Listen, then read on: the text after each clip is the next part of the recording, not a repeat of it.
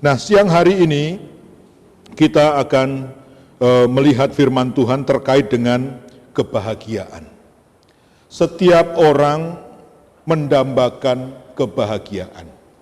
Ya. Contoh, waktu dulu Bapak Ibu yang sekarang sudah banyak usia, masih ingat nggak waktu mau menikah dulu?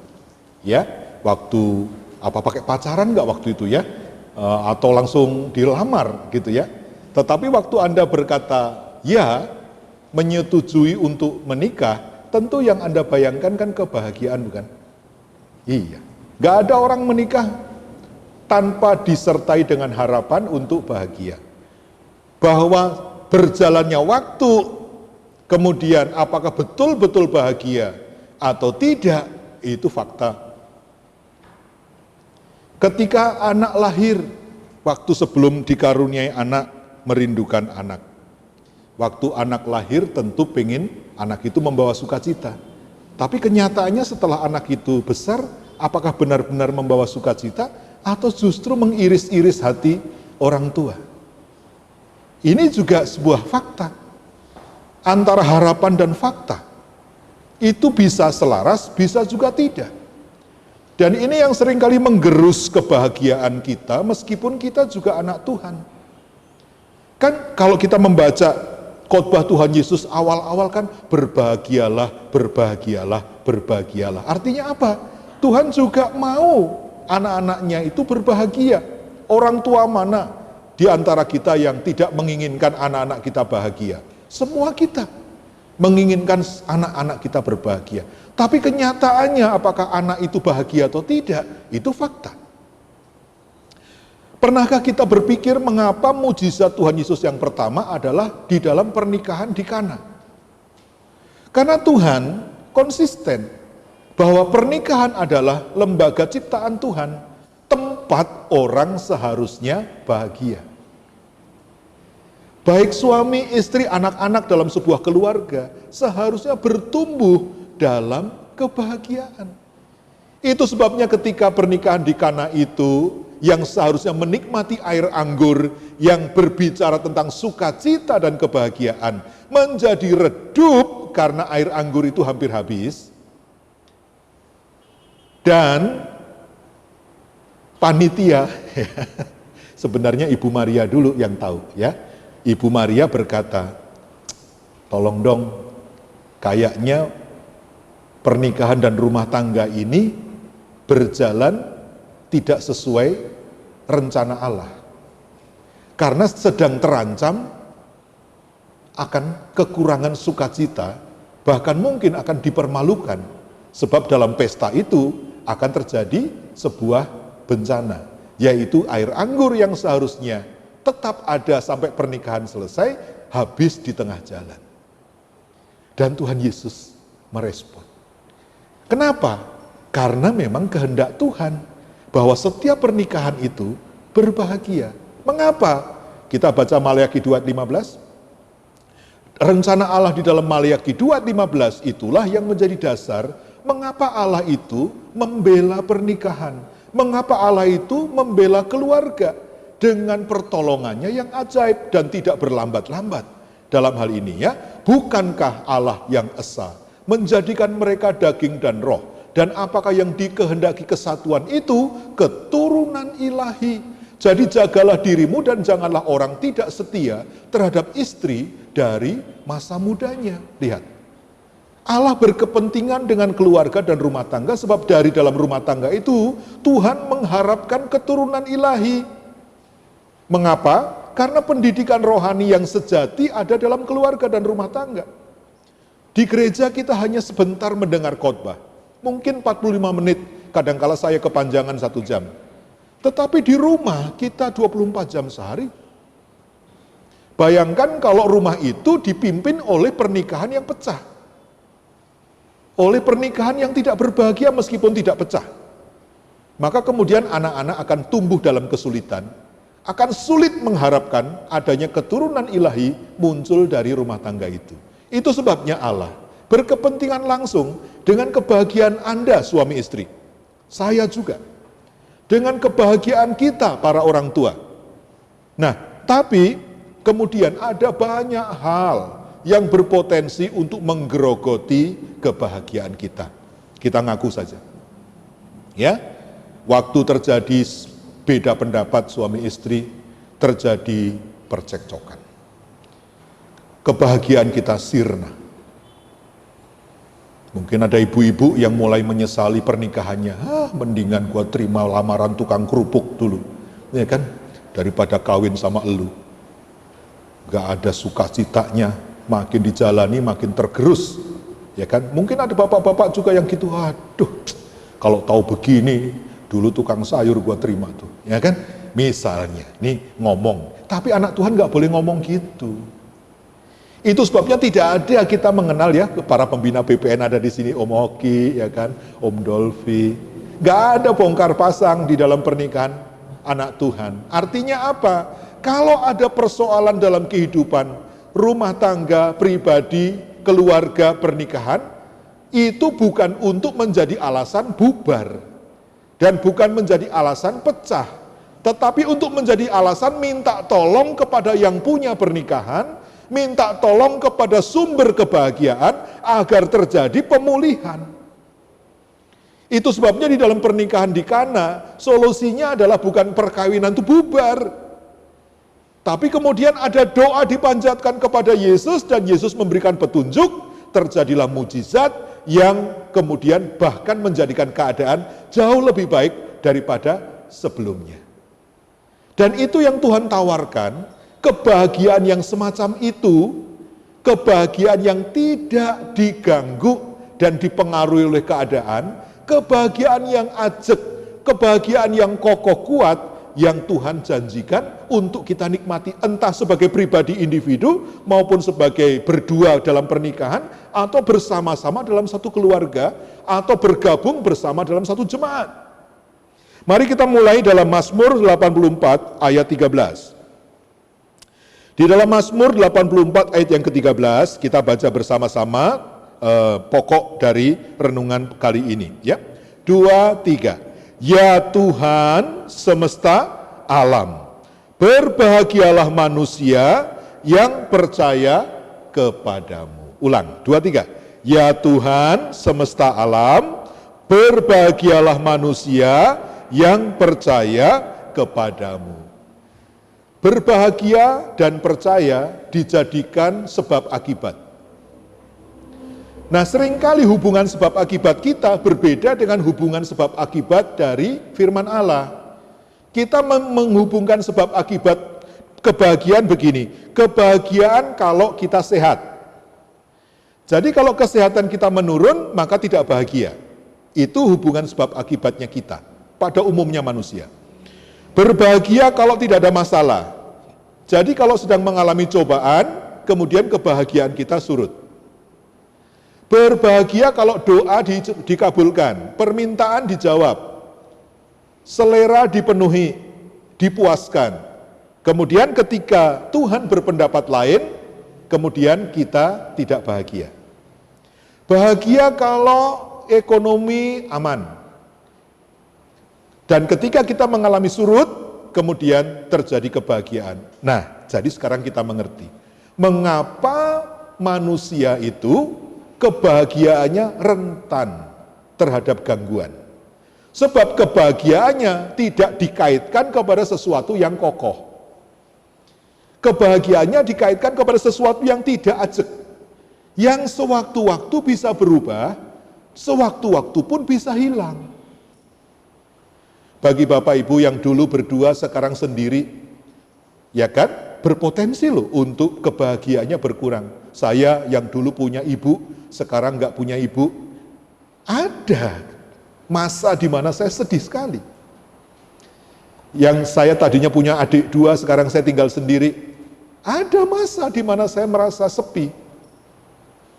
Dan ketika yang beginian kita pelihara, saudaraku, benar-benar kita bisa menjadi anak Tuhan yang tidak berbahagia. Jadi tidak kompak dengan Tuhan sumber kebahagiaan. Jehovah Shalom, Allah damai sejahtera, tidak nyata dalam hidup kita. Dan ketika tetangga melihat hidup kita, mereka tidak berkata amin. Bahwa Allah orang Kristen adalah Jehovah Shalom. Sebab memang kita tidak memancarkan hal itu dalam kehidupan kita. Nah, mari kita kembali ke firman, bahwa Tuhan menyediakan kebahagiaan yang tidak goyah, yang tidak terpengaruh oleh keadaan, yang bisa terpancar secara konsisten dari kehidupan anak-anak Tuhan, sehingga dunia melihat ada Allah di dalam kita, sebab Allah kita adalah Allah yang tidak tergoyahkan.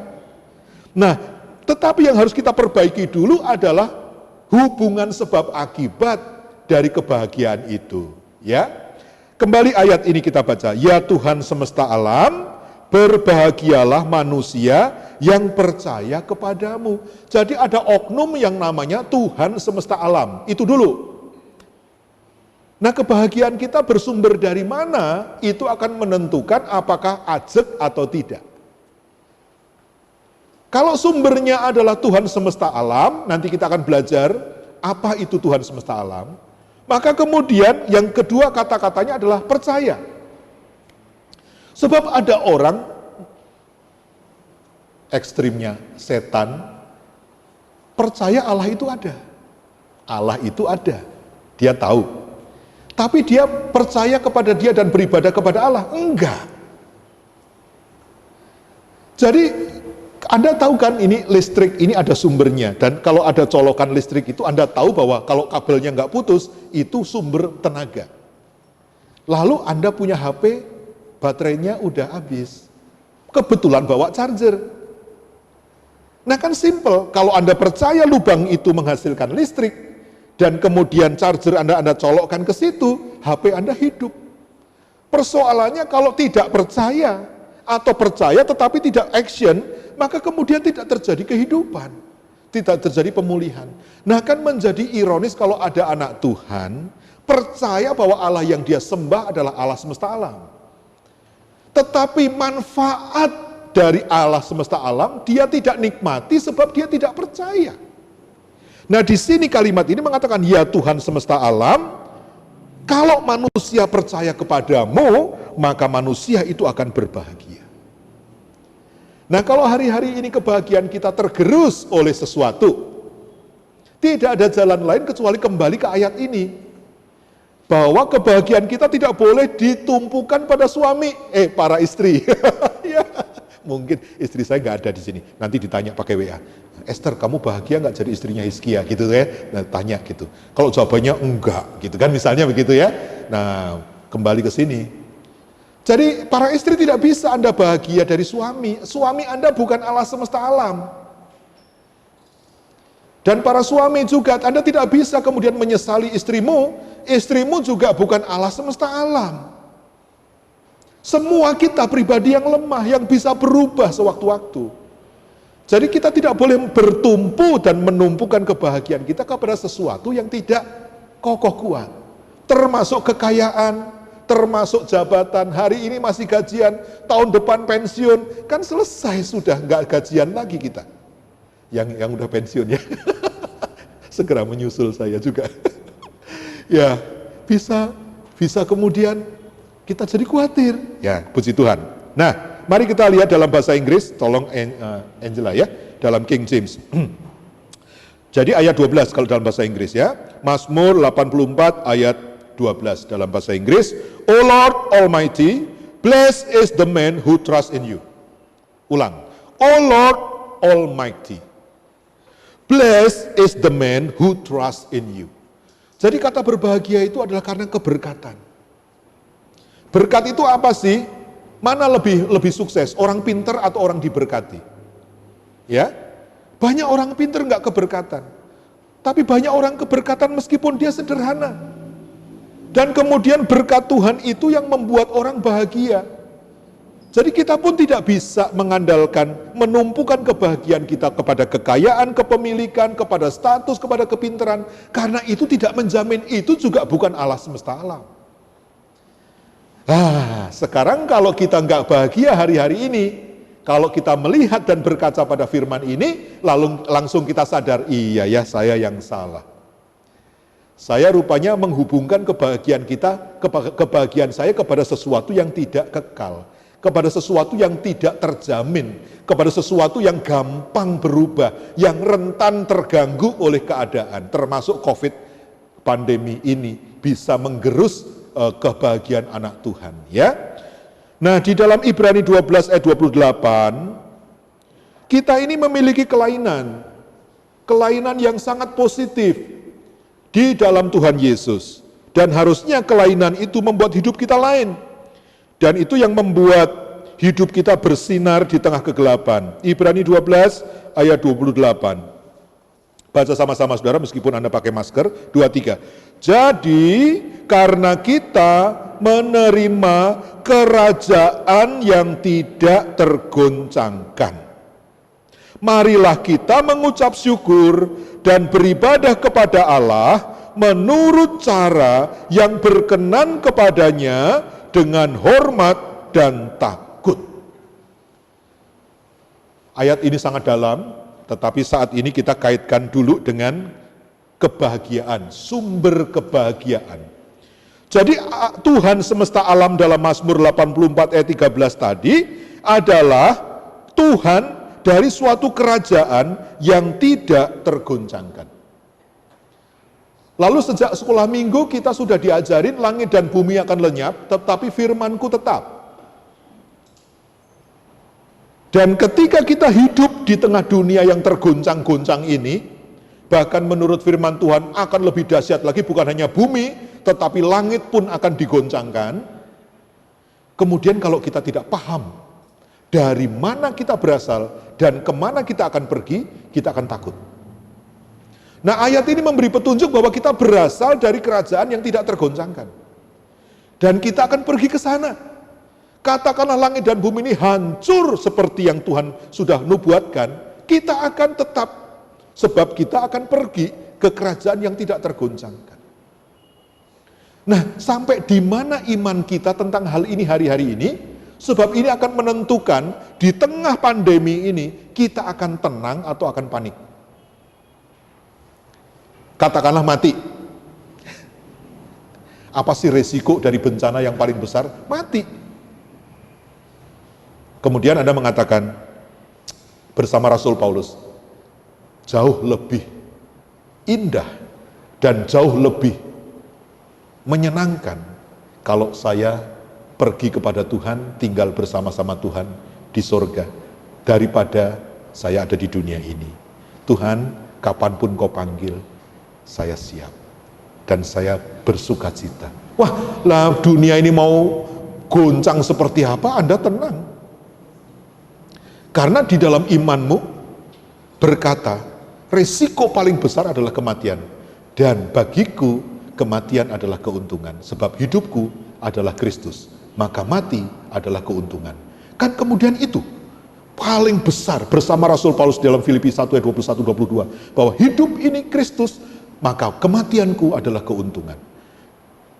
Nah, ini ada suatu pilihan untuk membuat di tengah dunia yang goncang ini, lalu iman, pengharapan, sukacita kita tetap.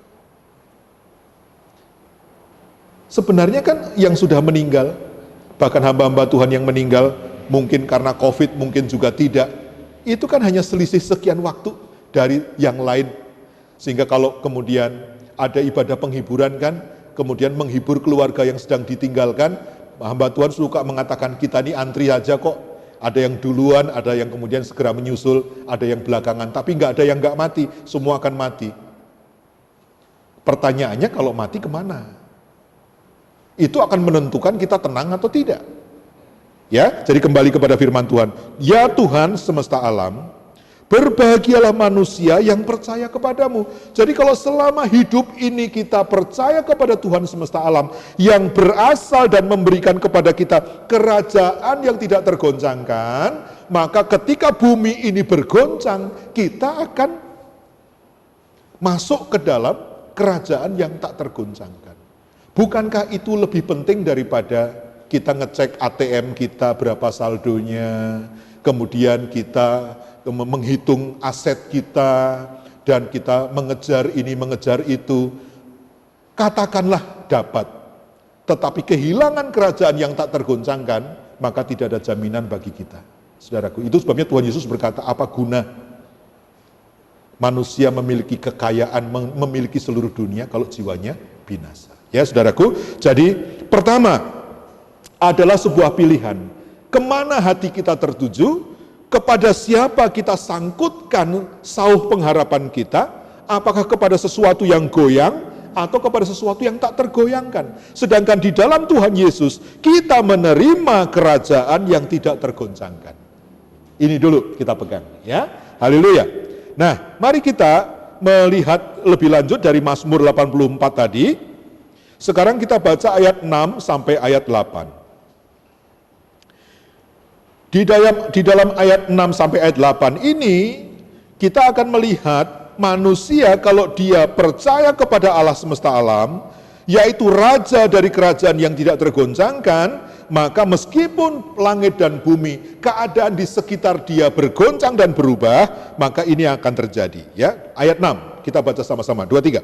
Berbahagialah manusia yang kekuatannya di dalam Engkau, yang berhasrat mengadakan ziarah. Ini dulu.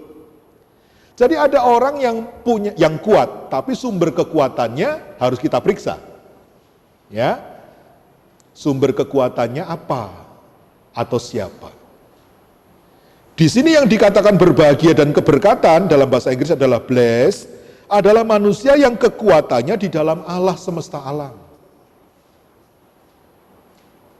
Nah, kalau Anda sempat menyimak video khotbah tentang Sungai Kerit, kita melihat kenyataan Allah semesta alam. Bagaimana Elia sebagai hamba Tuhan harus menyampaikan berita yang begitu tajam dan berisiko, tetapi karena dia hamba Tuhan yang taat, dia sampaikan berita itu dan akibatnya dia dalam bahaya. Tetapi karena dia adalah utusan dari kerajaan yang tak tergoyahkan, meskipun muka dari Raja Ahab berubah, kemudian sikap dari Raja berubah terhadap Elia, Raja mengikhtiarkan untuk membunuh Elia, tetapi Allah yang disembah oleh Elia adalah Allah yang tetap kuasanya. Dia sanggup untuk menyingkirkan Elia dan melindunginya di tempat yang tidak terjangkau oleh Raja Ahab dan anak buahnya. Di mana itu? Kita tahu di Sungai Kerit. Nah, Sungai Kerit itu adalah keadaan yang menurut manusia tidak ideal untuk menjamin kehidupan. Kenapa? Gak ada mall, gak ada warung, gak ada rumah orang, gak ada pabrik, gak ada apa-apa. Hanya alam yang memiliki sungai kecil dan sudah. Tetapi karena Allah Elia adalah Allah semesta alam, nanti kita akan melihat apa artinya, maka Allah ini berkuasa atas alam. Allah ini mampu mengatur alam.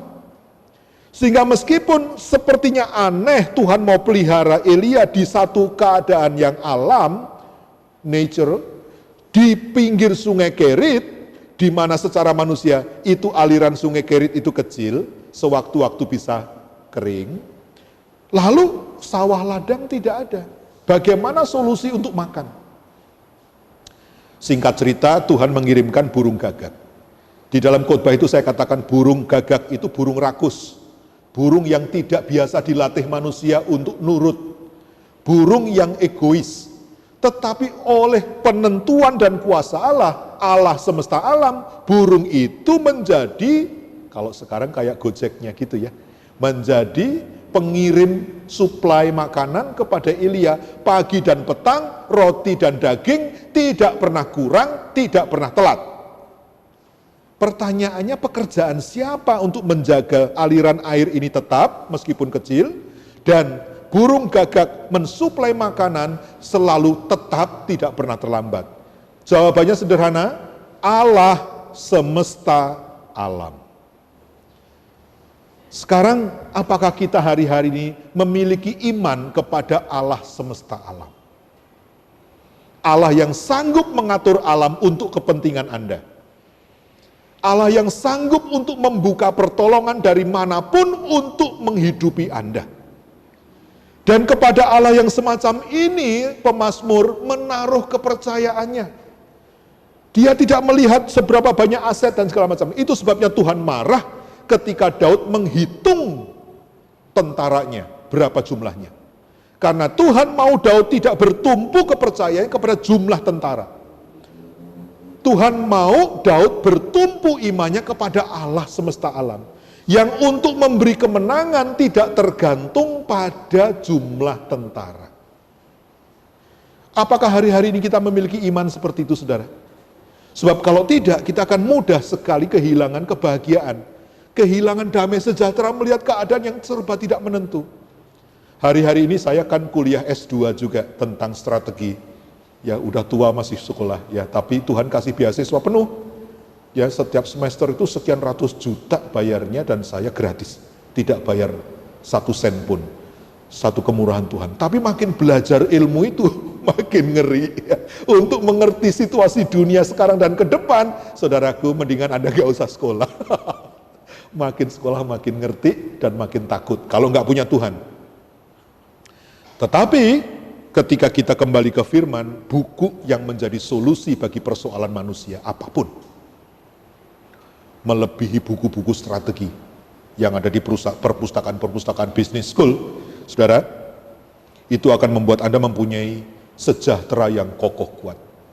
Kalau iman kita tertuju kepada satu pribadi yang adalah raja kerajaan yang tak tergoncangkan, yang namanya disebut Allah semesta alam, the God of Almighty. Ya, haleluya. Maju lagi. Nah, ayat 7, orang yang kekuatannya adalah Allah itu juga tidak selamanya mulus hidupnya.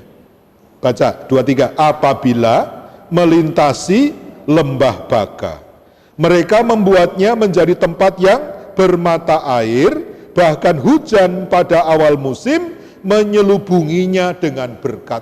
Wow. Orang yang menyembah Allah semesta alam itu nggak pernah takut tentang tempat. Mau ditempatkan di perusahaan besar kah, perusahaan kecil kah, mau buka usaha sendiri kah, mau tempatnya sesuai feng shui, hong shui, atau enggak lah. Kalaupun toh dia harus melewati lembah Baka yang disebut lembah air mata, kehadiran Allah di dalam hidupnya akan membuat lembah Baka itu menjadi tempat berkat. Saya tahu hari-hari ini ada beberapa di antara jemaat yang memulai usaha baru. Mungkin Anda harus kerja lebih keras, mungkin Anda kehilangan sedikit kenyamanan. Tapi kalau itu datang dari Tuhan, meskipun kelihatannya kecil dan tidak berarti, percayalah bahwa Allah itu menuntun umatnya kepada berkat, bukan kepada kecelakaan. Tapi jangan tinggalkan Allahmu demi bisnis. Jangan tinggalkan Allahmu demi kekhawatiranmu tentang ini dan itu. Sebab tanpa Dia, engkau akan masuk ke lembah Baka dan itu akan menjadi lembah kehancuran bagimu. Tetapi ketika engkau pergi kemanapun bersama Allahmu yang namanya Allah semesta alam, mau ke sungai Kerit kek, itu air tidak pernah berhenti mengalir dan burung gagak akan disiplin untuk memelihara engkau. Engkau akan melihat, oh alam mensupport hidupku. Bahkan orang yang tak ku kenal pun dipakai Allah untuk menolongku. Wow. Ini saya baru mengalami pertolongan Tuhan melalui anak saya ya. Kalau kita lihat Jason tidak ada, kemarin dia jatuh dari motor. Jatuh dari motor karena dia hampir nabrak mobil orang dan dia lebih memilih untuk ngerem daripada nabrak, sebab kalau nabrak nanti dia harus ganti rugi dan dia seperti dalam hal ini agak mengorbankan diri. Dia ngerem, karena ngerem mendadak dia jatuh. Dia jatuh, kepala kena trotoar. Pas ada patroli polisi lewat. Jadi untung, pakai bahasa orang dunia, untung yang lewat patroli polisi. Nah kalau yang lewat orang jahat, itu motor bisa amblas. Ya kan? Dan seterusnya. Yang ditolong motornya bukan orangnya ya. Yang lewat polisi, diamankan polisi meskipun pingsan 15 menit dan kemudian diurus oleh istri saya, puji Tuhan di CT scan bersih tapi masih pusing dan dia tidak ibadah di 2 ibadah ini. Tapi di situ damai sejahtera saya tetap. Ketika istri saya memberikan tulisan, karena waktu itu saya sedang kuliah dan saya sedang presentasi, Dan kemudian saya tidak bisa diajak ngomong, istri saya cuma nyatet ya, Jason kecelakaan. Sempet dek, tapi kemudian Tuhan kasih damai. Sampai nanti saya tahu bahwa semua baik. Saudaraku, betapa rentan damai sejahtera kita ini hilang, ya, karena satu hal yang tidak kita kehendaki menyelinap ke dalam hidup kita. Nah, dalam hidup pemazmur juga lembah baka. Siapa sih yang pengen mengalami kegagalan, kehidupan yang sulit dan sukar? Siapa sih yang pengen lewat lembah baka? Enggak ada. Tapi ketika harus lewat sana, asal lewat bersama Allah semesta alam, kemudian kita melihat apabila melintasi lembah baka, mereka membuatnya menjadi tempat yang bermata air. Kenapa bukan Tuhan yang membuat itu? Di sini dikatakan mereka membuatnya. Mereka itu siapa? Kita yang percaya kepada Allah semesta alam. Kita diberi kuasa oleh Allah untuk membuat, untuk mengubahkan keadaan, sehingga keadaan yang disebut lembah baka itu menjadi keadaan yang berkat. Misalnya contoh yang gampang, Anda diangkat menjadi supervisor atau menjadi manajer, kan Anda mengurus satu unit dari perusahaan. Mungkin dulu dipimpin oleh atasan yang lama, ini lembah baka.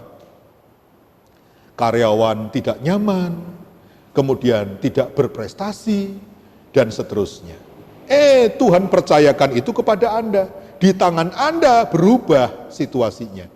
Sebab Allah menyertai engkau, memberimu hikmat, memberikan pengurapan, memberikan otoritas untuk kamu mengambil keputusan, dan tempat yang menjadi lembah baka ini berubah menjadi tempat yang memberi berkat. Ada hujan di sana.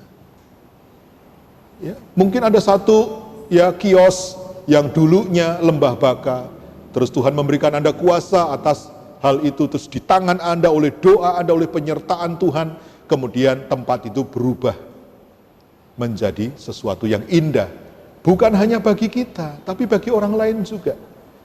Jadi akhirnya kita diberkati untuk menjadi berkat, itu nyata. Tapi jangan terbalik, tempat yang tadinya baik-baik saja Anda masuk jadi lembah baka.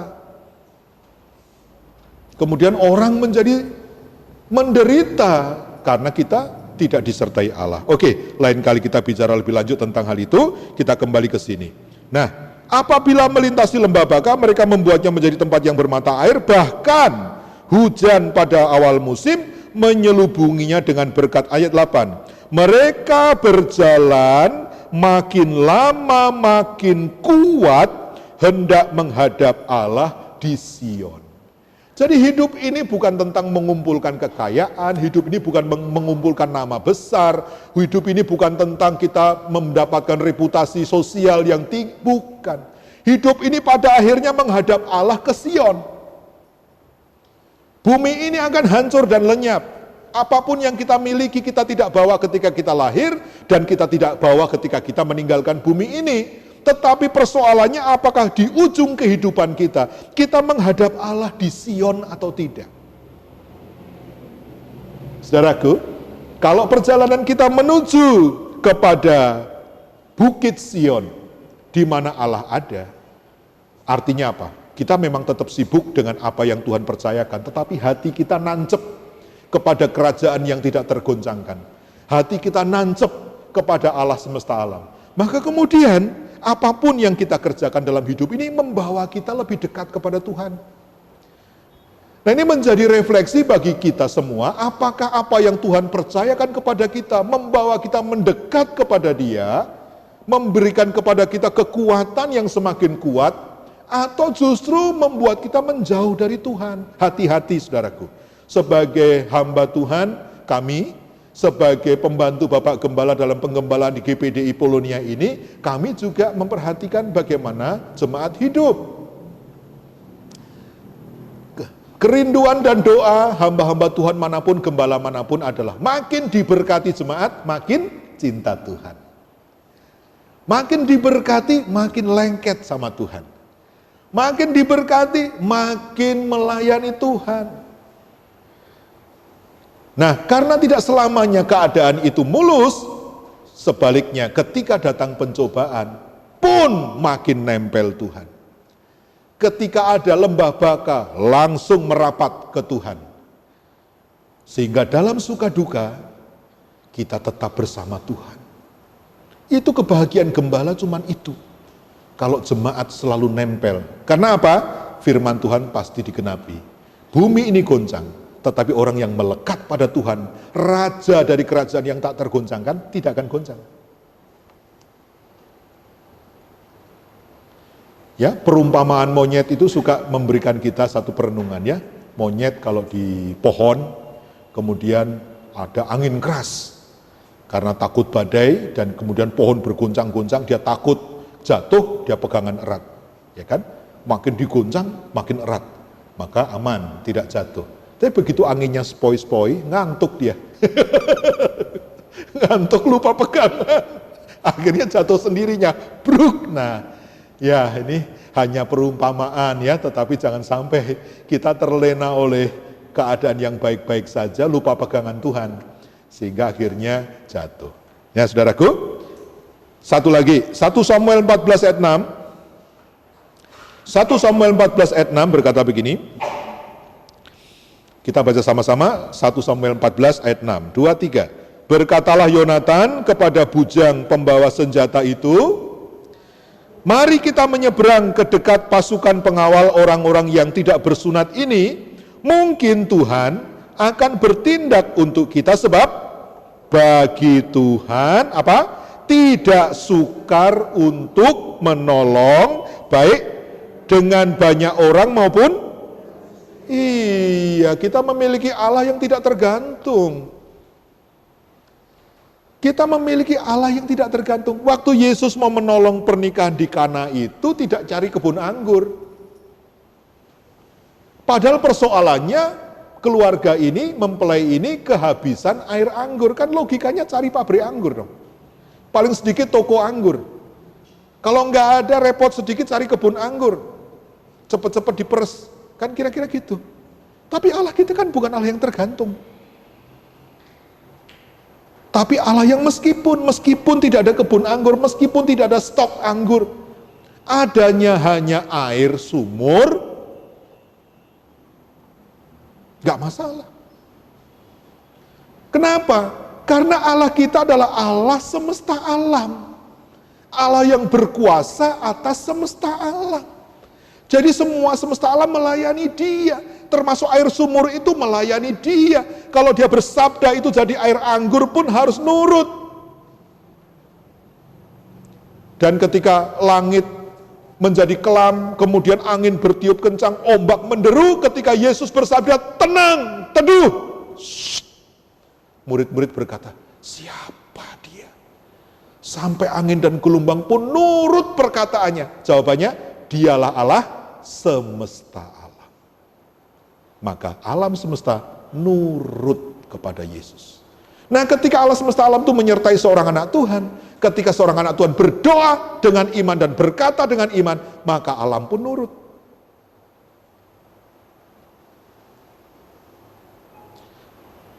Saya pernah mengucapkan kata-kata iman yang Tuhan berikan, terutama ketika saya kuliah. Ya, saya berkata, Tuhan, kalau Engkau memulai, Engkau akan mengakhiri dengan sempurna. Kenapa saya ngomong begitu? Karena saya kuliah tidak punya uang. Tidak ada cash on hand. Tidak ada cash di tabungan saya. Hanya ada satu hadiah tabungan dan itu dipakai untuk membayar yang pertama dan sudah habis. Tetapi karena kuliah itu buah dari doa dan kemudian Tuhan buka pintu, maka dengan kalimat sederhana ini saya pergi ke Jogja. Tuhan, kalau Engkau membuka pintu, tidak akan yang menutup. Dan kalau Engkau menutup, tidak ada yang bisa membuka. Dan kalau Engkau sudah memulai Tuhan, Engkau pasti mengakhiri dengan sempurna. Amin. Udah selesai, saya begitu aja. Ke Jogja. Lalu Tuhan kirim biaya dari mana? Enggak tahu. Ada biaya dari P2I, ada beasiswa dari Jepang, dan segala macam. Saya sudah saksikan kepada saudara. Sampai saya selesai kuliah, meskipun saya hidup sangat sederhana di Jogja, tapi lebih dari cukup. Tidak pernah saya hutang, tidak pernah saya minta uang kepada orang lain. Apa yang Tuhan sediakan, cukup. Saya jadi ingat, itu sungai Kerit, bukan sungai Jordan. Airnya enggak banyak, tapi cukup. Wow, saya baru mengerti, oh Allah semesta alam sanggup memerintahkan alam semesta untuk menolong seorang anaknya yang sedang perlu pertolongan. Katakan amin, saudaraku. Ya, anak-anak yang sekolah, jangan takut sekolah yang benar. Ya, meskipun sekolah online yang benar. Atas pakai baju, bawah pakai celana pendek, ya nggak apa-apa, toh nggak kelihatan sama dosen, tapi otakmu mesti siap sekolah ya. Haleluya, saya pun kuliah online. Haleluya, puji Tuhan. Nah, secara cepat sekarang kita perhatikan rahasia dari kemenangan anak-anak Tuhan yang imannya tertuju kepada Allah semesta alam. Kembali ke Mazmur 84. Mazmur 84 ayat 1 sampai 3 kita baca. Untuk pemimpin biduan menurut lagu Gitit Mazmur Bani Korah. Betapa disenangi tempat kediaman-Mu ya Tuhan semesta alam. Ya. Jadi pertama kita harus mengenal dan percaya bahwa Allah yang kita percayai itu adalah Allah yang namanya Tuhan semesta alam. Makanya penting pertanyaan Tuhan Yesus kepada para murid, menurut orang-orang aku ini siapa? Setelah dijawab, Tuhan bertanya kembali, menurut kamu aku ini siapa? Karena sebagaimana kita memahami Dia, segitu juga iman kita. Orang yang mengenal Yesus sebagai orang Nazaret, anak tukang kayu, tidak mungkin berdoa minta mujizat. Kalau pesen perabotan, benar gitu. Yesus tolong bikinin bangku kursi. Nah, karena dia anak tukang kayu. Tetapi bagi murid-murid yang percaya Yesus itu Mesias, anak Allah yang hidup, maka ketika angin, badai, dan gelombang menyerang, mereka berseru, Yesus tolong. Bartimius pun berkata, Yesus anak Daud, tolonglah aku, kasihanilah aku. Perempuan yang meleleh darah 12 tahun itu diam-diam, dia menembus kerumunan untuk menjamah ujung jubah Yesus. Kenapa? Karena menurut iman mereka, Yesus Mesias, anak Allah yang Maha Tinggi. Pertanyaan itu sudah tercatat di Alkitab. Pertanyaan pagi ini kepada Anda, menurut Anda, terutama Anda yang sedang mengalami persoalan yang sulit dan sukar, Yesus itu siapa? Sebab sesuai dengan imanmu dan pengakuanmu, segitu juga pengharapanmu kepada pribadi ini. Nah, firman Tuhan pagi ini akan menyegarkan ingatan kita bahwa Yesus yang kita sembah Allah itu disebut Tuhan semesta alam. Maleakhi 3 ayat 17, mereka akan menjadi milik kesayanganku sendiri, firman Tuhan semesta alam, pada hari yang kusiapkan. Aku akan mengasihani mereka sama seperti seseorang menyayangi anaknya yang melayani dia. Saudara, apakah Anda memiliki hati yang melayani Allah hari-hari ini? Ada janji bagi Anda.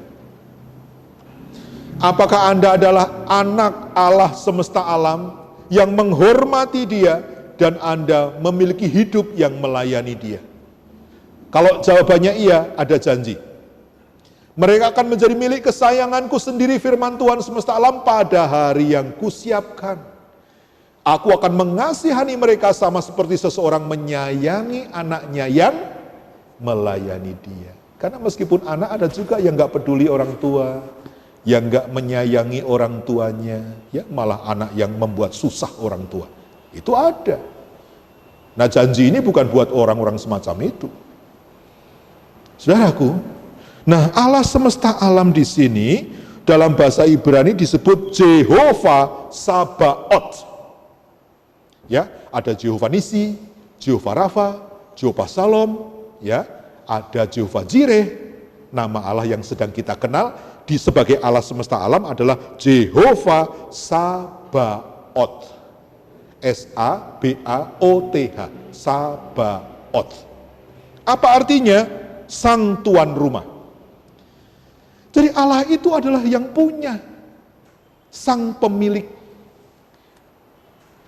sang tuan rumah, sang pemilik jagat raya.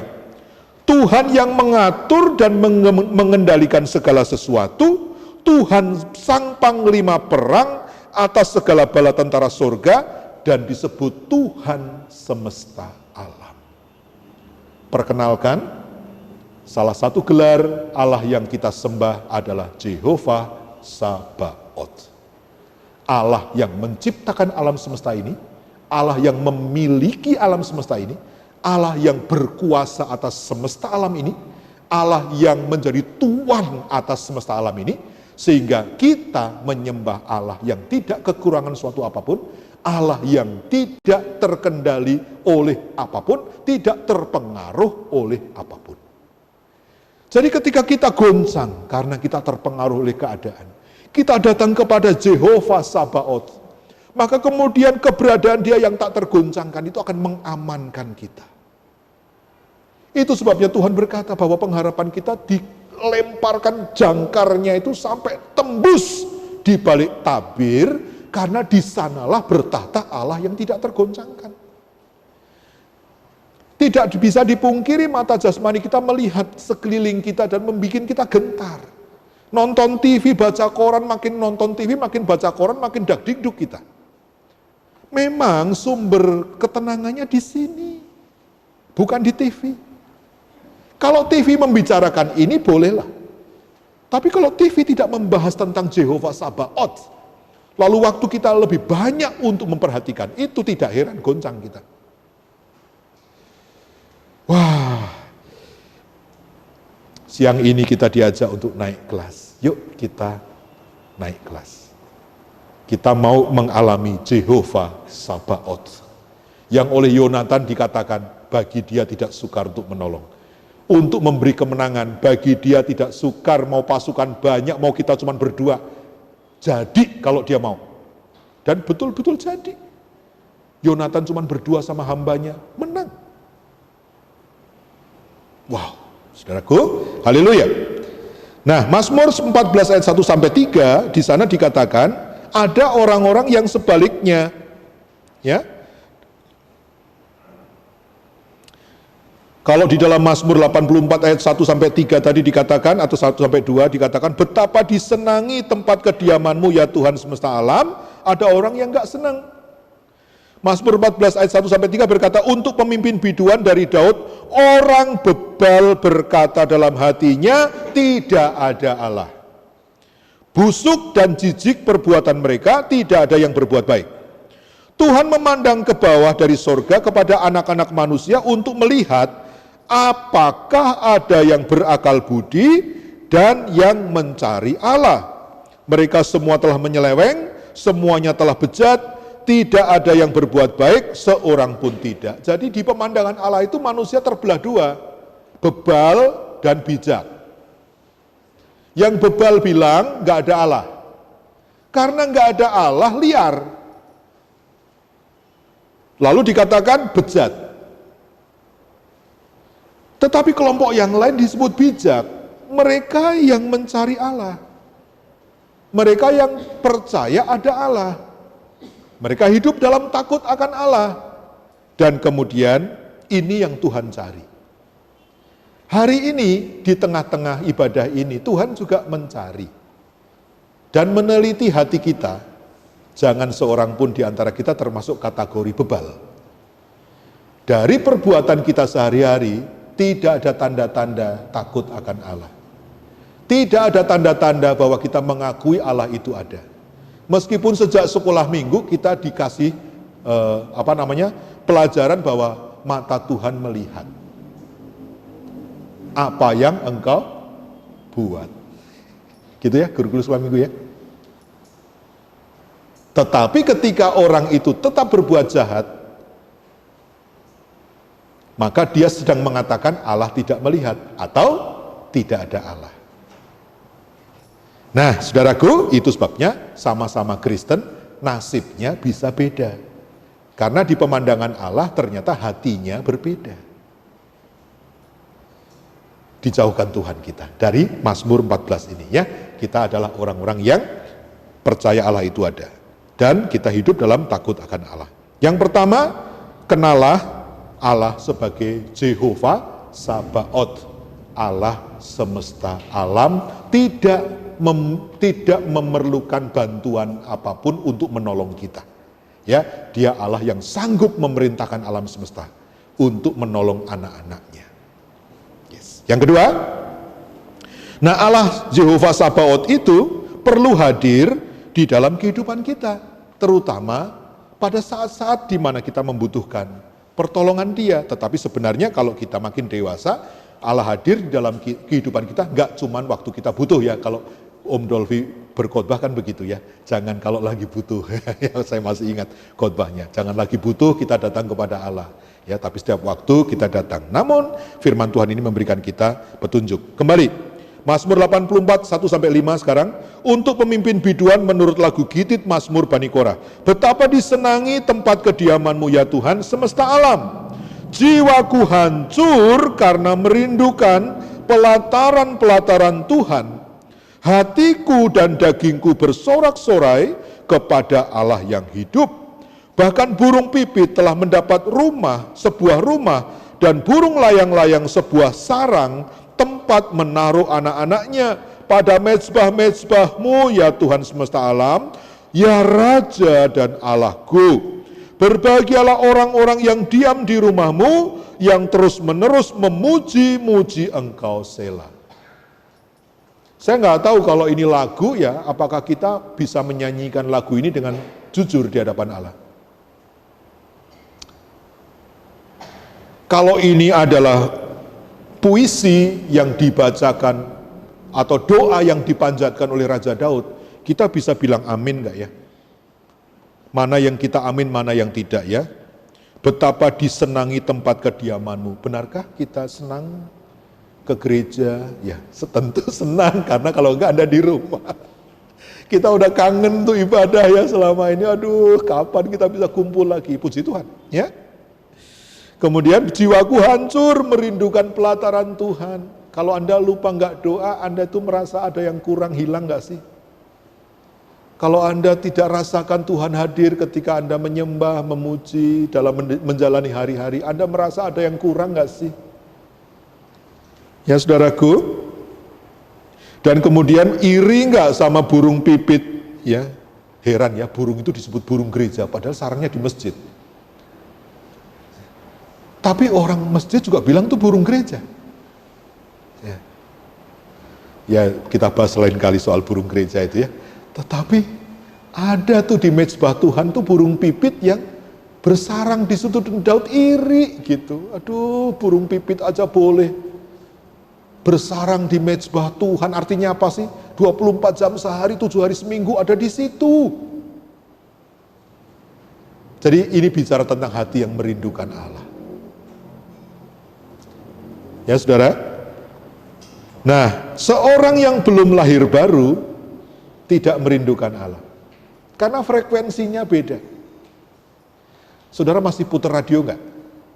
Udah jarang ya. Tapi kalau lagi naik mobil mungkin bosen, kita coba putar radio, kita cari-cari channel ya. Ketemu yang Anda suka. Makin enggak ya. Karena yang kita cari kan khotbah. Emang enggak ada. Adanya pengajian ya, dangdut. Kemudian ketika lagu dangdut kita dengerin, aduh lagunya ya, orang ketiga ya, merebut istri orang, aduh, sangat gak cocok dengan firman Tuhan. Makin didengerin makin gak sejahtera kita, ya kan? Aduh, enggak lah, udah ganti aja, ganti berita aja. Berita isinya teror, horor, ya kan? Bikin kita tambah takut dan segala macam. Karena kita memiliki Allah di dalam diri kita, frekuensi sorga, frekuensi kerajaan yang tak tergoncangkan. Udah nggak cocok dengan yang begituan.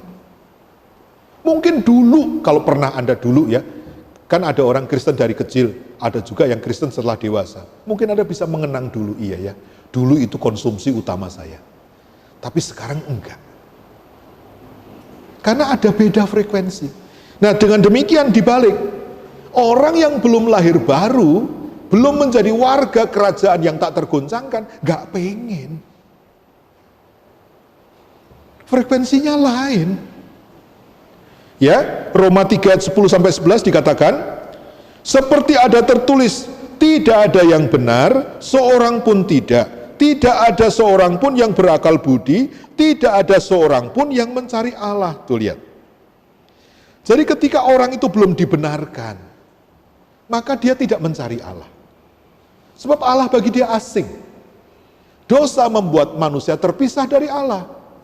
Jadi kalau kita tidak rindu untuk ibadah, tidak rindu mendekat kepada Tuhan, tidak rindu bersekutu dengan Tuhan, aduh saudaraku, cek. Yang paling mengerikan adalah bahwa kita belum dilahirkan kembali. Dan saya tidak bosan-bosan mengingatkan, bukan GPDI Polonia yang menyelamatkan kita.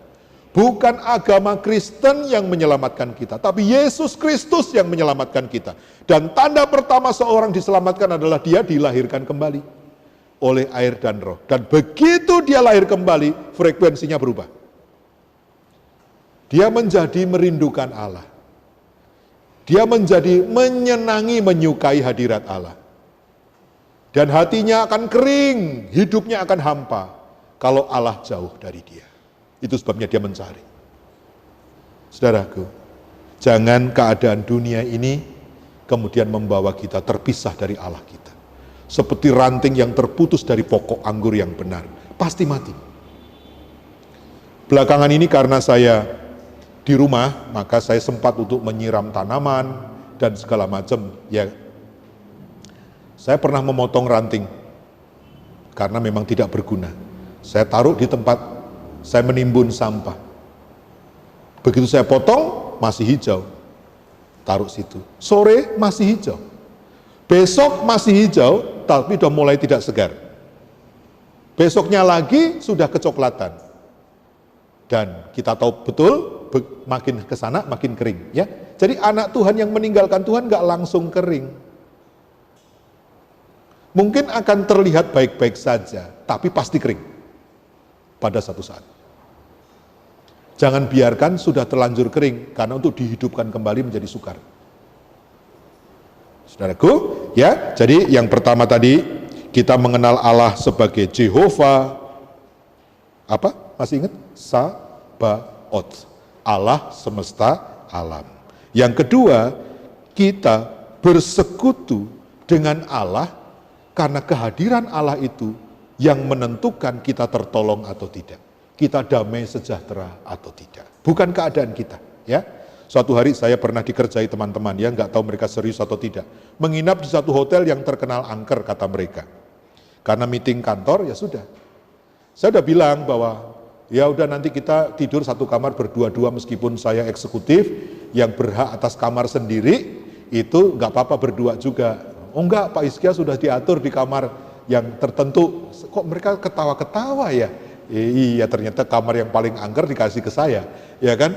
Dan kemudian ya sudah, karena memang dibaginya begitu. Wah bener, malam-malamnya, wah saya kayak ada yang mencekam begitu. Ya sudah, kita anak Tuhan, berdoa, tengking, ya kan? Nyanyi dalam nama Yesus, darah Yesus. Kemudian sejahtera, tidur pulas sampai pagi. Pagi-pagi sarapan, mereka pada lihat-lihat saya kan, saya tenang-tenang saja ya. Ya, saudaraku, ya di dalam kita ada Allah. Jangan takut mau pipis sendiri keluar ya. Kecoa takut lompat ke kursi ya. Jangan. Ya, saudaraku ya. Jadi Jehovah Sabaoth, kita tidak takabur, kita juga tidak istilahnya mencari-cari pencobaan, tidak. Tetapi peperangan itu ya terjadi sewaktu-waktu. Jehovah Sabaoth bersama kita. Haleluya. Kehadiran Tuhan yang menentukan keadaan kita, bukan keadaan sekitar kita. Yang ketiga, cepat saja. Ayat 6 sampai ayat 8 dari Mazmur 84. Ayat 6 sampai ayat 8, Mazmur 84. Kita baca sama-sama, 2, 3. Berbahagialah manusia yang kekuatannya di dalam Engkau, yang berhasrat mengadakan ziarah. Apabila melintasi lembah Baka, mereka membuatnya menjadi tempat yang bermata air, bahkan hujan pada awal musim menyelubungi dengan berkat. Mereka berjalan makin lama makin kuat, hendak menghadap Allah di Sion. Heran ya, bukan berarti tidak ada pencobaan, tetapi yang orang lihat makin kuat anak-anak Tuhan itu. Mengapa? Karena kekuatannya di dalam Tuhan.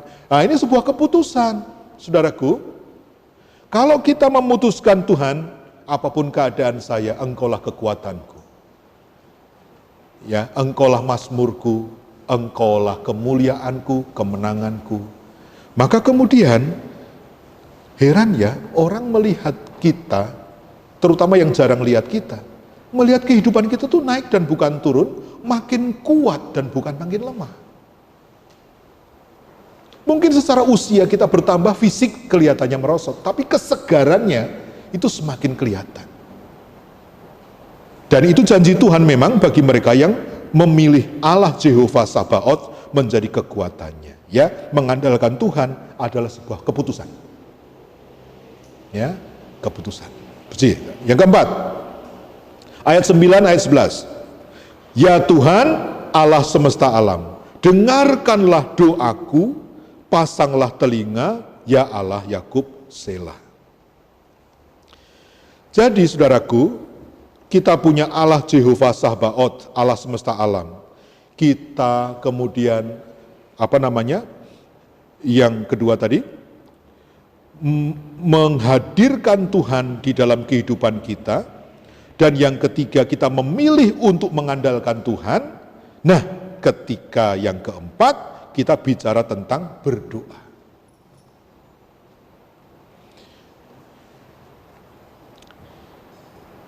Ada kalanya anak Tuhan itu kalut, panik. Dan dalam keadaan begini, ada yang memilih untuk mengupdate statusnya di sosial media. Ya, tiba-tiba statusnya yang tadinya gambarnya yang ganteng dan cantik berubah menjadi hitam. Wah, sehingga seluruh dunia tahu bahwa dia sedang berkabung. Ya? Nanti orang tanya, lu kenapa? Dia kemudian cerita, gue lagi begini begitu dan segala macam. Secara psikologis nggak salah karena orang yang curhat itu jadi enteng. Tapi belum tentu dapat solusi loh saudara. Belum tentu. Ya, istri saya ambil S2 untuk psikologi, 2 anak saya psikologi, jadi di rumah saya ada 3 psikolog. Bayangkan apa nggak berat hidup saya, ya kan? Istri, anak pertama, anak kedua. Ya semoga saya tambah waras karena saya punya 3 psikolog di rumah saya. Tapi semakin belajar ilmu psikologi, semakin tahu bahwa ilmu psikologi tidak menuntaskan persoalan. Jadi kalau hamba-hamba Tuhan belajar psikologi nggak apa-apa untuk belajar mengerti dari sudut pandang psikologi, tapi ujungnya ini.